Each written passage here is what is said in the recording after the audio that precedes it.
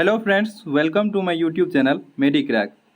Friends, आज के video में हम लोग यूरिनरी रिटेंशन में एक्यूट यूरिनरी रिटेंशन को डिस्कस करेंगे, जिसमें कि हम इसके कॉजेज, क्लिनिकल फीचर्स, डायग्नोसिस के क्या सब मेथड हैं और इसके मेडिकल और नर्सिंग मैनेजमेंट को देखेंगे। तो चलिए फ्रेंड्स, शुरू करते हैं। यूरिनरी ऑब्स्ट्रक्शन या retention is the inability of bladder to empty partially और completely during voiding. Urinary retention तब हम बोलते हैं जबकि हम वॉइडिंग मतलब कि यूरिनेशन करने के टाइम में, ब्लैडर को खाली करने के टाइम में रिटेंशन फील करते हैं, मतलब पूरी तरह से ब्लैडर को खाली नहीं कर पाते हैं, खाली करने में असमर्थ होते हैं। It means the urine production continues but urine is not released from the bladder. इस कंडीशन में होता है कि यूरिन तो प्रॉपर फॉर्मेशन होता है बट उसका रिलीजिंग जो है वो अच्छे से नहीं हो पाता है ब्लैडर से। इसके क्या सब कॉजेज है, अब कॉजेज को देखते हैं क्या सब इसके कॉजेज है जिससे यूरिनरी रिटेंशन होता है। Urethral structure. यूरेथ्रल स्ट्रक्चर का मतलब हुआ कि यूरेथ्रा में जो है कहीं डिसेबिलिटी आ गया।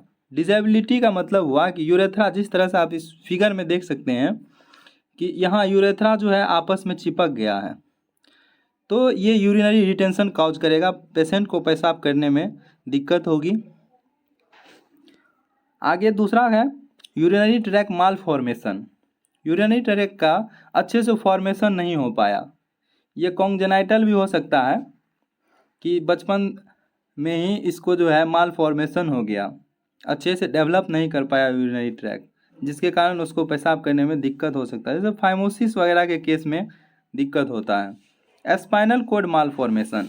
स्पाइनल कोड माल फॉर्मेशन में होता है कि स्पाइनल कोड अच्छे से डेवलप नहीं हो पाता है, जो कि यूरिनरी ब्लैडर को कंट्रोल करेगा, तो जो है उस केस में भी यूरिनरी रिटेंशन होता है, पेशाब नहीं सही से कर पाता। जब ब्लैडर पे सही से कंट्रोल नहीं हो पाएगा नर्वस सिस्टम का, तो वो प्रॉपरली जो है सिग्नल नहीं भेज पाएगा, जिससे पता ही नहीं चलेगा कि कब खाली करना है या कब जो है पेशाब को रोकना है।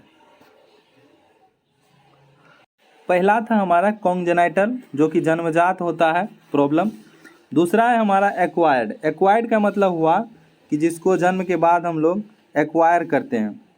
ये कैसे हो सकता है? ट्रॉमा के कारण हो सकता है। अगर हमको चोट लगता है तो उसके कारण यूरिनरी रिटेंशन हो सकता है। प्रेगनेंसी के टाइम पे यूरिनरी रिटेंशन होगा, क्योंकि उस टाइम बेबी जो है उसका साइज बढ़ता है और वो कहीं ना कहीं ब्लैडर या फिर यूरोलॉजिकल सिस्टम पे प्रेशर डालता है। तीसरा है कैलिकुलाई। अगर कैलिकुलाई हो गया, रीनल कैलिकुलाई, जिसको कि आप इस फोटो में देख सकते हैं कि कैलिकुलाई आ करके यहाँ ब्लैडर में जो है ऑब्स्ट्रक्शन पैदा कर दिया, यहाँ पे यूरिनरी रिटेंशन फील होगा पेशेंट को, क्योंकि ये यूरेथ्रा के पास आकर के यहाँ पे बैठ गया है। उसके बाद है अगला कंडीशन ट्यूमर। ट्यूमर के केस में भी यूरिनरी रिटेंशन होता है, क्योंकि ट्यूमर जब बड़ा होता है तो फिर वो यूरेथ्रा को कंस्ट्रिक्ट कर देता है या फिर दूसरा जगह को कंस्ट्रिक्ट कर देता है, अच्छा से ब्लैडर फंक्शन नहीं कर पाता है। उसके बाद है हमारा मस्कुलर इनकोऑर्डिनेंस। अगर मस्कुलर इनकोऑर्डिनेंस नहीं हो तो भी यूरिनरी रिटेंशन होगा। मसल जो है हमारे यूरिनरी ब्लैडर के, वो सही से काम नहीं कर रहे हैं, सही से उसका कंस्ट्रक्शन रिलैक्सेशन नहीं हो पा रहा है, तो भी यूरिनरी रिटेंशन का केस होगा। जैसे कि ये हमारा है डार्टोज मसल। ये डार्टोज मसल है। डार्टोज मसल यही हमारा कंस्ट्रक्शन रिलैक्सेशन करवाता है।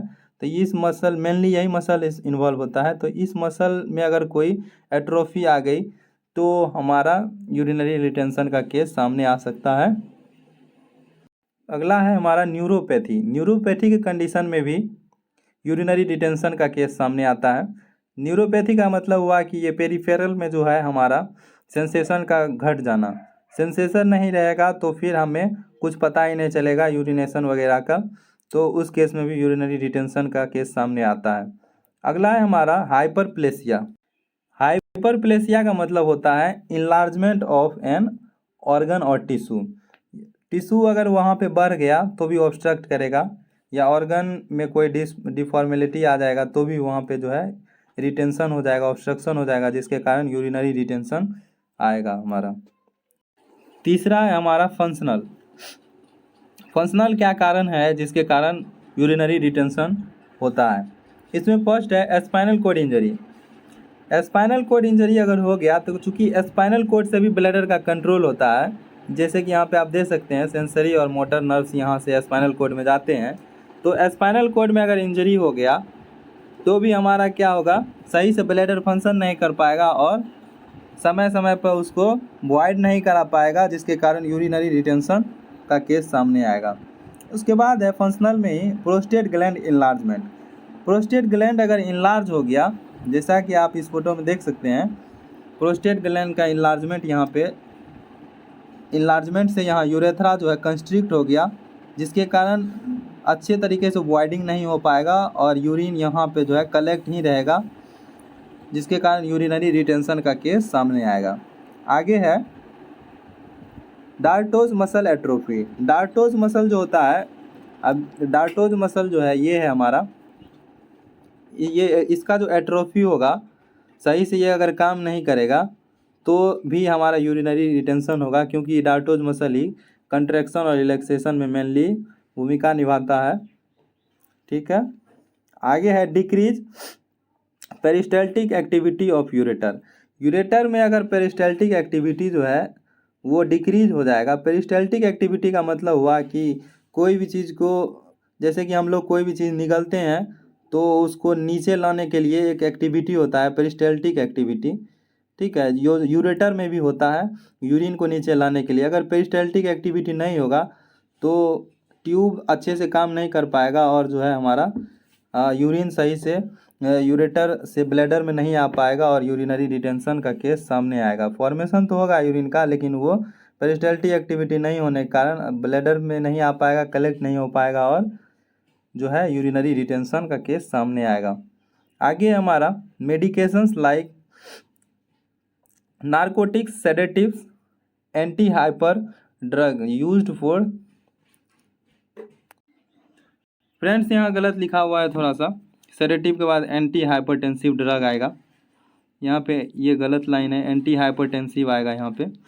तो कहने का मतलब है नारकोटिक ड्रग्स, सेडेटिव ड्रग या फिर एंटी हाइपरटेंसिव ड्रग जो है हमारा यूरिनरी रिटेंशन काउज कर सकता है। उसके बाद है हमारा साइकोजेनिक ओरिजिन।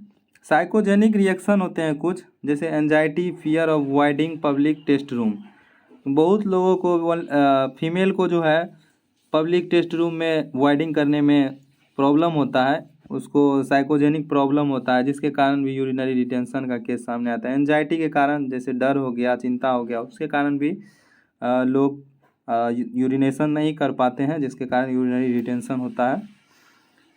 डिक्रीज्ड ओरल या आईवी फ्लूइड।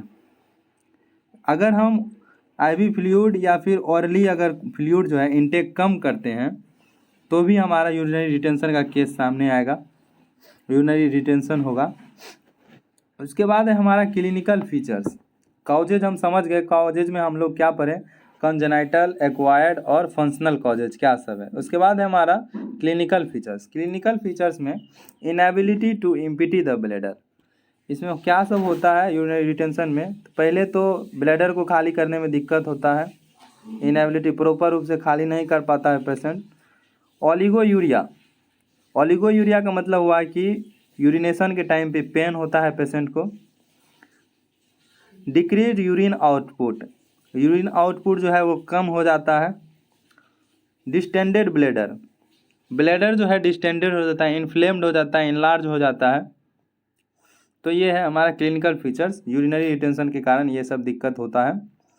उसके बाद हमारा डायग्नोसिस। डायग्नोसिस कैसे करते हैं यूरिनरी रिटेंशन को? फर्स्ट है हमारा history collection and physical examination. सबसे पहले तो हिस्ट्री लेते हैं पेशेंट का, कि उसको अल्ट्रासाउंड वगैरह करवाते हैं और उससे पूछते हैं कि पहले आप जो है क्या मेडिसिन यूज करते थे, रीनल स्टोन वगैरह तो नहीं है, ये सब हिस्ट्री कलेक्ट करते हैं। उसके बाद सिस्टोस्कोपी। सिस्टोस्कोपी होता है, एक स्कोप होता है जिसको कि यूरेथ्रा के थ्रू डाल करके ब्लैडर का जो है एग्जामिन किया जाता है। ये एक स्मॉल कैमरा होता है, इसमें थिन होता है एकदम पतला, जो कि यूरेथ्रा के थ्रू ब्लैडर तक जाता है। आगे है मैनेजमेंट। इसका मैनेजमेंट कैसे करेंगे, यूरिनरी रिटेंशन को मैनेजमेंट कैसे करेंगे, क्या मेडिसिन देंगे, क्या नर्सिंग केयर है इसका। तो मेडिकल मैनेजमेंट में कुछ मेडिसिन है, उसको देखते हैं। फर्स्ट मेडिसिन है हमारा बेथानिकॉल। इस मेडिसिन का यूज जो है ब्लैडर के टोन को इंक्रीज करने के लिए और ब्लैडर के जो आउटलेट है जो भी उसमें है उसको निकालने के लिए, उसको आउटलेट को कम करने के लिए इस मेडिसिन का बेथानिकॉल का यूज करते हैं।